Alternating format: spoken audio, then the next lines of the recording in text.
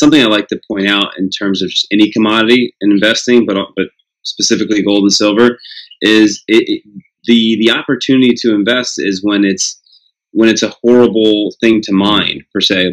Gold has been too profitable to mine for too many years now, and after the 2011 kind of spike in price, gold mines opening up everywhere, and they could easily fire any of them back up. So anytime if a demand were to spike, the supply is going to constrain it. It's not going to have huge price increasing.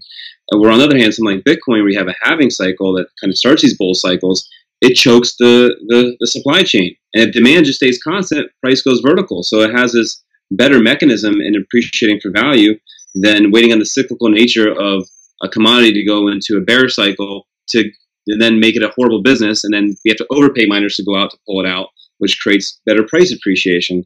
And Peter, as a good economist, should know this. Like, supply and demand is going to drive value. And gold just doesn't have the fundamentals. Yeah. And on top of that, you have this new internet store of value and medium of exchange eating its lunch. So yeah. It's not a good combination. I completely agree with you, and it was sort of a genius move among many genius moves by Satoshi to put in that halving cycle, because it fuels these kind of manias and rallies, which obviously Bitcoin or cryptocurrency have been very known for. And while that's a negative thing in terms, a lot of people get burnt on the way up and the way down. There's just no way around that. With everybody uncovering a new form of money and adapting it into society, that was always going to happen.